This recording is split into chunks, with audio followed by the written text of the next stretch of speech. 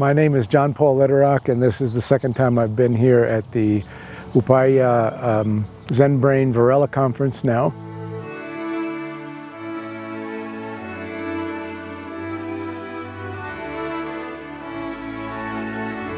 My talk focused primarily as a practitioner in settings of really deep division and violence and working toward conflict transformation and peace building. I was drawing a lot from stories of people who showed enormous courage to face those situations against all odds and found capacity to respond very creatively that began to transform and shift the way situations were being engaged.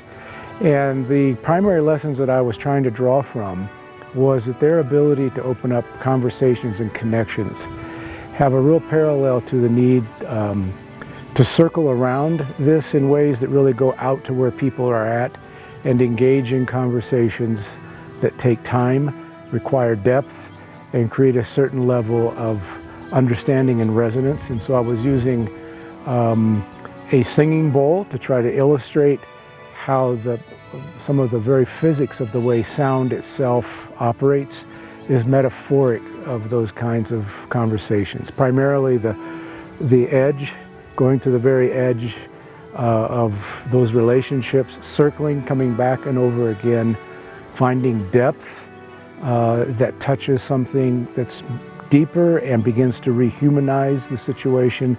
And then from that, the rise of the sound is expansive and resonant. It doesn't last if you don't keep circling, but it certainly has a capacity to begin to create forms by which people have, an ability to reconsider their perceptions and their understandings. And from my point of view, while handling issues are important, it's actually the quality of relationship that begins to really change situations in ways that are more humanizing.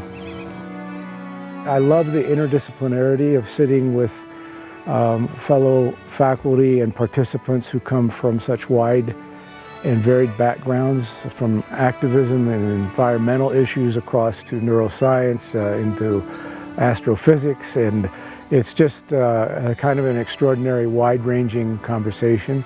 I was especially struck that one of the key themes that seems to have emerged is the impact that people have experienced of how hard and long this work can be, and that there will be periods where you feel battered and damaged, and how do we sustain ourselves and sustain our compassion and creativity in the midst of that.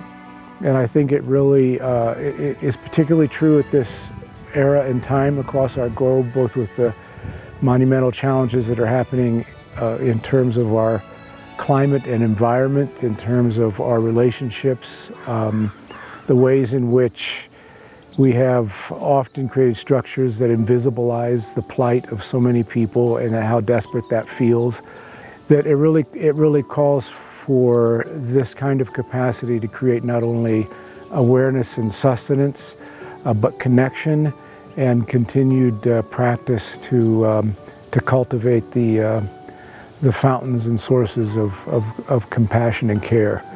And that is both a personal and a collective journey. I love being here. It's great. We have a lot of fun. The dinners and lunches, the faculty gathers, and it's a pretty wide-ranging conversation. So yesterday, Tequila and I went, who are coming more from a sort of on-the-ground practitioner view in our different arenas of engagement. And I'm looking forward today to some of the ways that people from very different backgrounds, philosophy, physics, and tomorrow neuroscience, are going to explore these same themes, because it often triggers all kinds of connections and new ideas. So it's really interesting because there are quite a few folks that have gravitated into the work of conflict transformation approaches, even though they're coming from backgrounds like health or social work or the chaplaincy program that's here, across into teaching, education, and working with children. And I just found it really fascinating how much sort of cross-fertilization and connection there. So yeah, I'm being recruited and I'm recruiting. So it's a good thing.